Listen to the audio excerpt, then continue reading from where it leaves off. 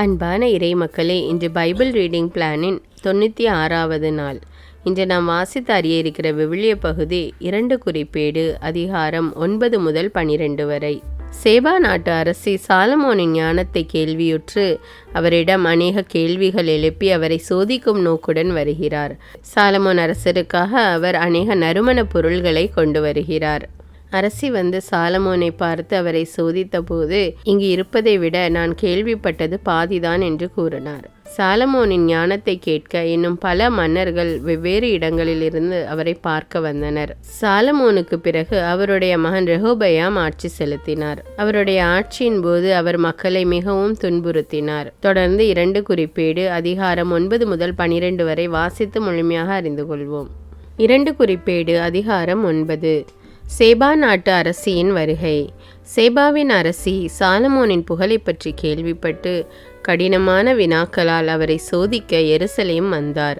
பெரும் பரிவாரத்தோடும் நறுமண பொருள்கள், மிகுதியான பொன், விலை உயர்ந்த கற்கள் ஆகியவற்றை சுமந்து ஒட்டகங்களோடும் அவர் வந்து சாலமோனை கண்டு தம் மனதில் இருந்த எல்லாவற்றையும் அவரிடம் கூறினார்.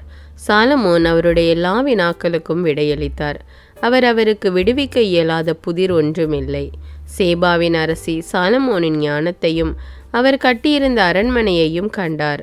அத்துடன் அவரது பந்தி உணவுகளையும், அவருடைய அலுவலர்களின் இருக்கைகளையும், அவர்களது பணியின் ஒழுங்குமுறையையும், அவர்களுடைய சீருடைகளையும், அவருடைய பானம் பரிமாறுவோர் அவர்களுடைய சீருடைகள் மற்றும் ஆண்டவர் இல்லத்தில் அவர் செலுத்திய எரிபலிகள் ஆகியவற்றையும் கண்டபோது அவர் பேச்சற்று போனார். அவர் அரசரை நோக்கி, உமது செயல் பற்றியும் உமது ஞானம் பற்றியும் எனது நாட்டில் நான் கேள்விப்பட்டது உண்மையே. நான் இங்கு வந்து அவற்றை நேரில் என் கண்களால் காணும் வரை அவர்கள் சொன்னதை நான் நம்பவில்லை. மிகுந்த ஞானம் பற்றி அவர்கள் பாதி கூட எனக்கு கூறவில்லை என உணர்கிறேன். உண்மையில் நான் கேள்விப்பட்டதை மிஞ்சிவிட்டீர். மனைவியர் பேறு பெற்றோர். எப்பொழுதும் முன் நின்று உமது ஞானத்தை கேட்கிற அலுவலரும் பேறு பெற்றோர். மீது பரிவு கொண்டு உம்மை தம் அரியணையில் ஏற்றி தமக்காக உம்மை ஒரு அரசராக்கிய கடவுளாம் ஆண்டவர் போற்றி போற்றி.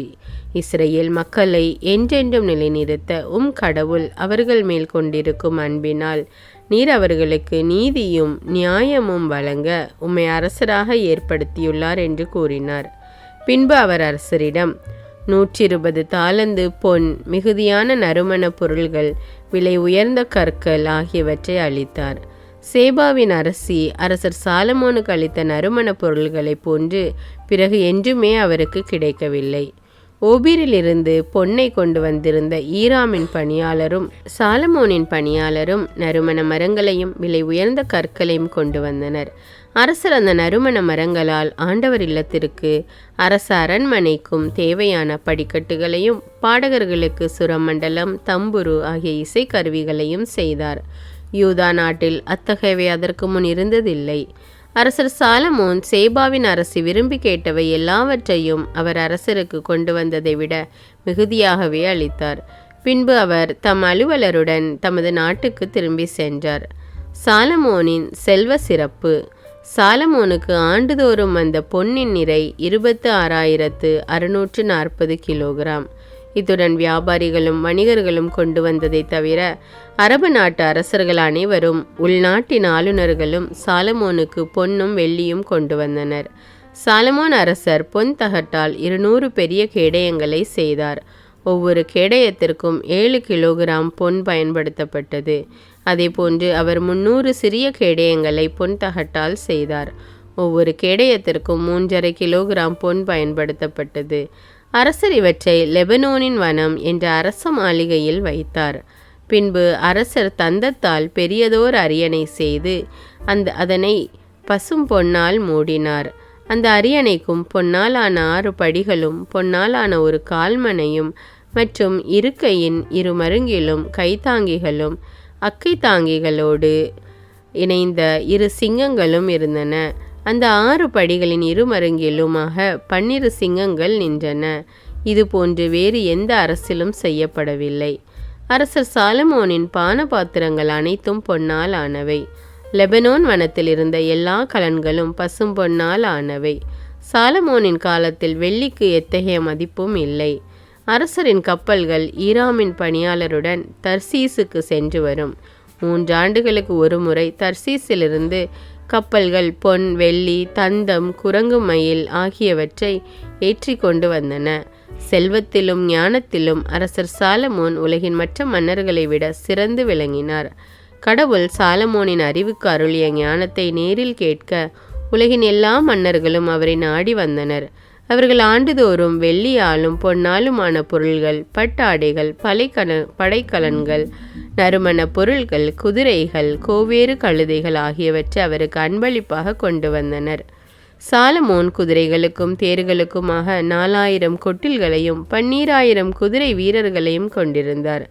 தேர்களை தேர்ப்படை நகர்களிலும் தம்முடன் எருசலேமிலும் நிறுத்தி வைத்திருந்தார். அவர் பேராறு முதல் பெலிஸ்தியர் நாடு வரையிலும் எகிப்திய எல்லை மட்டும் இருந்த எல்லா மன்னர்கள் மேலும் அதிகாரம் செலுத்தினார். எருசலேமில் வெள்ளி கற்களை போன்றும் கேதுரு மரங்கள், பள்ளத்தாக்கின் அத்தி மரம் போன்றும் ஏராளமாக கிடைக்கும்படி செய்தார். அவர்கள் எகிப்திலிருந்தும் மற்ற எல்லா நாடுகளிலிருந்தும் சாலமோனுக்கு குதிரைகளை கொண்டு வந்தார். சாலமோனின் இறப்பு. சாலமோனின் பிற செயல்கள் தொடக்கம் முதல் இறுதி வரை இறைவாக்கினர் நாத்தானின் குறிப்பேட்டிலும் சீலோவியராகிய அகியாவின் இறைவாக்கிலும் நேபாற்றின் மகன் எரோபவாம் பற்றி திருக்காட்சியாளர் இத்தோ கண்டு எழுதிய சாட்சிகளிலும் எழுதப்பட்டுள்ளன அல்லவா? சாலமோன் இஸ்ரேல் முழுமைக்கும் அரசராக எருசலேமில் 40 ஆண்டுகள் ஆட்சி செய்தார். பின்பு சாலமோன் தம் மூதாதையருடன் துயில் கொண்டார். அவரை அவர் தந்தை தாவீது நகரில் அடக்கம் செய்தனர். அவருக்கு பின் அவர் மகன் ரெகொபெயாம் ஆட்சி செய்தான். 2 குறிப்பேடு அதிகாரம் 10. வடகுலங்களின் கிளர்ச்சி. இஸ்ரேலர் எல்லோரும் ரெகொபெயாமை அரசனாக்க செக்கேமில் கூடினர். அதனால் ரெகொபெயாமும் அங்கே சென்றான். அரசர் சாலமோனுக்கு அஞ்சி எகிப்துக்கு ஓடி சென்றிருந்த நேபாற்றின் மகன் எரோபவாம் அதனை கேட்டு எகிப்திலிருந்து திரும்பி வந்தான். அவர்கள் ஆள் அனுப்பி அவனை அழைத்து வந்தனர். எரோபவாம் இஸ்ரேலர் அனைவரோடும் ரெகொபெயாமிடம் வந்து, உம் தந்தை வலுவான நுகத்தை எங்கள் மேல் சுமத்தினார். இப்பொழுது நீர் உம் தந்தை சுமத்தின கடினமான வேலையையும் பழுவான நுகத்தையும் எளிதாக்கும். நாங்கள் உமக்கு பணிந்திருப்போம் என்றான். அதற்கு ரெகொபெயாம், இன்னும் 3 நாள் கழித்து என்னிடம் திரும்பி வாருங்கள் என்று பதிலளிக்க மக்கள் கலைந்து சென்றனர். பின்பு தன் தந்தை சாலமோன் உயிரோடு இருக்கையில் அவரிடம் பணிபுரிந்த பெரியோர்களை நோக்கி, ரெகொபெயாம், இம்மக்களுக்கு நான் பதிலளிப்பது குறித்து என்ன அறிவுரை தருகிறீர்கள் என்று கேட்டான். அவர்கள் அவனிடம், நீர் இம்மக்களுக்கு அன்பு காட்டி அவர்கள் மனம் குளிருமாறு என் சொல் பேசினால் அவர்கள் உமக்கு எந்நாளும் பணியாளராய் இருப்பர் என்றனர். ஆனால் பெரியோரின் அறிவுரையை புறக்கணித்துவிட்டு அவன் தன்னோடு வளர்ந்த தனக்கு பணி செய்த இளைஞர்களுடன் கலந்துரையாடினான். அவன் அவர்களிடம், உம் தந்தை எங்கள் மேல் சுமத்தின நுகத்தை எளிதாக்கும் என்று கேட்கும் இம்மக்களுக்கு நான் பதிலளிப்பது குறித்து என்ன அறிவுரை தருகிறீர்கள் என்று கேட்டான். அவனுடன் வளர்ந்த இளைஞர்கள் அவனிடம், உம் தந்தை எங்கள் மேல் பலுவான நுகத்தை சுமத்தினார், நீர் அதனை எளிதாக்கும் என்று உம்மிடம் கேட்ட மக்களுக்கு இந்த பதில் கொடும். என் சுண்டு விரல் என் தந்தையின் இடுப்பை விட பெரியது. என் தந்தை பலுவான நுகத்தை உங்கள் மேல் சுமத்தினார், நானோ அதை இன்னும் பலுவாக்குவேன். என் தந்தை உங்களை சாட்டைகளால் அடித்தார், நானோ உங்களை முள் சாட்டைகளால் அடிப்பேன் என்று பதிலளிக்கவும் என்று கூறினர். 3ஆம் நாள் மீண்டும் என்னிடம் வாருங்கள் என்று அரசன் கட்டளையிட்டபடி 3ஆம் நாள் எரோபவாமும் எல்லா மக்களும் ரெகொபெயாமிடம் வந்தனர். அரசன் ரெகொபெயாம் பெரியோரின் அறிவுரையை புறக்கணித்துவிட்டு வன் சொல்லால் அவர்களுக்கு பதிலளித்தான். இளைஞரின் அறிவுரைக்கு ஏற்ப அவன் அவர்களிடம், என் தந்தை பலுவான நுகத்தை உங்கள் மேல் சுமத்தினார், நானோ அதை இன்னும் பலுவாக்குவேன். என் தந்தை உங்களை சாட்டையால் அடித்தார், நானோ உங்களை முட்சாட்டையால் அடிப்பேன் என்று கூறினான். இவ்வாறு அரசன் மக்களுக்கு செவி கொடுக்கவே இல்லை. ஏனெனில் சீலோவியரான அகியா மூலம் நேபாற்றின் மகன் எரோபவாமிடம் ஆண்டவர் கூறிய வார்த்தைகள் நிறைவேற இவையாவும் கடவுளால் நிகழ்ந்தன. இஸ்ரேல் மக்கள் அனைவரும் அரசன் தங்களது வேண்டுகோளுக்கு இணங்க மறுத்துவிட்டதைக் கண்டு, எங்களுக்கு தாவீதிடம் என்ன பங்கு? எங்கள் உரிமை சொத்து ஈசாயின் மகனிடம் இல்லை. இஸ்ரேலரே, உங்கள் கூடாரங்களுக்கு திரும்பி செல்லுங்கள். தாவீதே, உன் வீட்டை நீயே பார்த்துக்கொள் என்று கூறிக்கொண்டே தம் கூடாரங்களுக்கு திரும்பினர். ஆனால் யூதா நகர்களில் குடியிருந்த இஸ்ரேல் மக்கள் மீது ரெகொபெயாமே ஆட்சி செலுத்தினான். பின்பு அரசன் ரெகொபெயாம் கட்டாய வேலை திட்டத்தை முன்பு செயல்படுத்தியவனான அதோராமை இஸ்ரேல் மக்களிடம் அனுப்பி வைத்தான். அவர்களோ அவனை கல்லால் எறிந்து கொன்றனர். அதை கேட்ட அரசன் ரெகொபெயாம் விரைந்து தேரில் ஏறி எருசலேமுக்கு தப்பியோடி போனான். தாவீதின் குடும்பத்திற்கு எதிராக அன்று கிளர்ந்தெழுந்த இஸ்ரவேலர் இன்று வரை அவ்வாறே இருக்கின்றனர். 2 குறிப்பேடு அதிகாரம் 11. செமாயாவின் இறைவாக்கு. ரெகோபெயாம் எருசலேமுக்கு திரும்பியவுடன் யூதா பென்யமின் குலத்தாரில் 1,80,000 போர் வீரர்களை திரட்டினான். ஏனெனில் இஸ்ரவேலுடன் போர் தொடுத்து அரசை மீண்டும் கைப்பற்ற விரும்பினான். அப்போது கடவுளின் மனிதரான செமாயாவுக்கு ஆண்டவரின் வாக்கு அருளப்பட்டது. யூதா அரசனும் சாலமோனின் மகனுமான ரெகோபெயாமிடமும் யூதாவிலும் பென்யமினிலும் ஆளும் இஸ்ரவேலர் அனைவரிடமும் நீ சொல்ல வேண்டியது, ஆண்டவர் கூறுவது இதுவே: நீங்கள் படையெடுத்து சென்று சகோதரருடன் போரிட வேண்டாம். அவரவர் தம் வீட்டுக்கு திரும்புங்கள். ஏனெனில் என்னாலேயே இச்செயல் நிகழ்ந்தது. ஆண்டவரின் வாக்கை கேட்ட அவர்கள் யெரொபெயாமுக்கு எதிராக செல்வதை கைவிட்டு திரும்பி சென்றனர். ரெகோபெயாம் நகர்களை வலுப்படுத்தல். ரெகோபெயாம் எருசலேமில் வாழ்ந்து கொண்டு யூதாவில் அரண்சூழ் நகர்கள் பல எழுப்பினான். அவையாவன: பெத்லெஹேம், ஏத்தாம், தெக்கோவா, பெத்சூர், சோக்கோ, அதுல்லாம், காத்து, மாரேசா, சீபு, அதோரயிம், இலாக்கிசு, அசேக்கா, சோரா, ஐயலோன், எபிரோன் இவையே யூதாவிலும் பென்யமினிலும் கட்டப்பட்ட அரண்சூழ் நகர்கள். அவன் நகர்கோட்டைகளை வலுப்படுத்தி அவற்றுக்கு தளபதிகளை நியமித்தான். உணவுப் பொருள்கள், எண்ணெய், திராட்சரசம் போன்றவற்றுக்காக கிடங்குகளையும் ஏற்படுத்தினான். அவன் ஈட்டிகளாலும் கேடயங்களாலும் ஒவ்வொரு நகரையும் மிகவும் வலிமை மிக்கதாக்கினான். இவ்வாறு யூதாவும் பென்யமினும் அவன் பக்கமாயிருந்தன. குருக்கள் மற்றும் லேவியர் வருகை. இஸ்ரவேல் முழுவதிலும் இருந்த குருக்களும் லேவியரும் அனைத்து பகுதிகளில் இருந்தும் வந்து அவனோடு சேர்ந்து கொண்டனர்.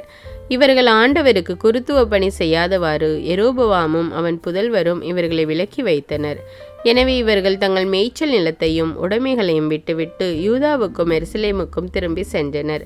ஏனெனில் யெரொபெயாம் தன் தொழுகை மேடுகளுக்கும் தான் செய்திருந்த ஆட்டு கன்றுக்குட்டி சிலைகளுக்கும் தானே குருக்களை நியமித்தான்.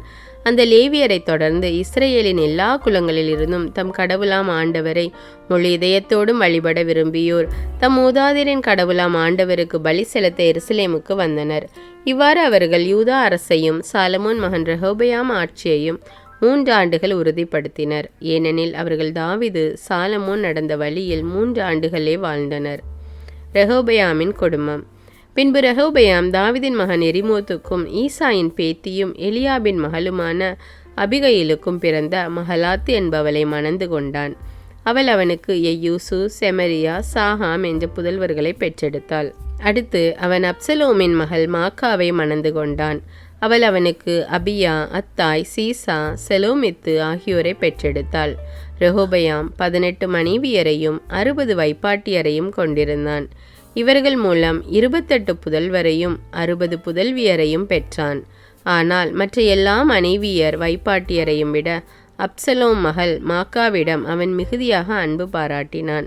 அதனால் ரெகோபெயாம் மாக்காவின் மகன் அபியாவை அவன் சகோதரர்களுக்குள் தலைவனாக ஏற்படுத்தியிருந்தான். இவனையே அரசனாக்கவும் அவன் எண்ணியிருந்தான். அவன் முன்மதியோடு தன் மற்றெல்லா புதல்வரையும் யூதா பென்யமின் நாடுகள் முழுவதிலும் உள்ள அரண்சூழ் நகர்களுக்கு பிரித்து அனுப்பினான். அவர்களுக்கு ஏராளமான உணவுப் பொருள்களையும் மனைவியரையும் ஏற்பாடு செய்தான். 2 குறிப்பேடு அதிகாரம் 12. யூதாவின் மீது எகிப்து படையெடுத்தல்.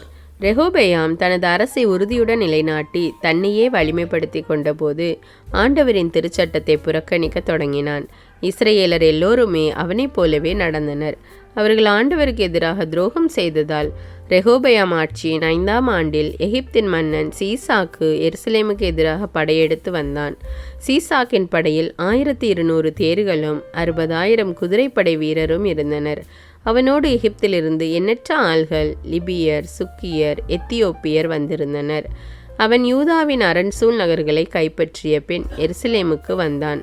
அப்பொழுது இறைவாக்கினர் செமாயா ரெகோபெயாமிடமும் சீசாக்கின் பொருட்டு எருசலேமில் கூடியிருந்த யூதாவின் தலைவர்களிடமும் வந்து அவர்களை நோக்கி, ஆண்டவர் கூறுவது இதுவே: என்னை நீங்கள் புறக்கணித்ததால் நீங்கள் சீசாக்கின் கையில் பிடிபடும்படி நானும் உங்களை புறக்கணித்து விட்டேன் என்று கூறினார். அதை கேட்ட இஸ்ரவேல் தலைவர்களும் அரசனும் தங்களையே தாழ்த்தி ஆண்டவர் நீதியுள்ளவர் என்று கூறினர். அவர்கள் தங்களையே தாழ்த்தி கொண்டதைக் கண்டு ஆண்டவர் மீண்டும் செமாயாவிடம், அவர்கள் தங்களையே தாழ்த்தி கொண்டதால் அவர்களை நான் அழிக்க மாட்டேன். விரைவில் அவர்களுக்கு விடுதலை அளிப்பேன். என் கடும் சினம் சீசாக்கின் வழியாக எருசலேம் மீது விழாது. ஆயினும் எனக்கு ஊழியம் செய்வதற்கும் மற்ற நாடுகளின் அரசர்களுக்கு ஊழியம் செய்வதற்கும் உள்ள வேறுபாட்டை உணரும் வண்ணம் அவர்கள் சீசாக்கின் அடிமைகளாக இருப்பார்கள் என்றார். அவ்வாறு எகிப்தின் மன்னன் சீசாக்கு எருசலேமுக்கு எதிராக படையெடுத்து வந்து ஆண்டவரது இல்லத்தின் கருவூலங்கள், அரண்மனை செல்வங்கள் அனைத்தையும் சூறையாடினான். மேலும் சாலமோன் செய்திருந்த பொற்கேடயங்களையும் எடுத்து சென்றான். அவற்றிற்கு பதிலாக அரசன் ரெகோபயாம் வெண்கல கேடயங்கள் செய்து அவற்றை அரண்மனை வாயிற்காப்போரின் தலைவரிடம் ஒப்படைத்தான். ஆண்டவரின் இல்லத்திற்குள் அரசன் நுழையும் போதெல்லாம் வாயிற்காப்போர் அக்கேடயங்களை ஏந்தி உடன் செல்வர். பின்னர் அவற்றை காவல் அறையில் வைப்பர்.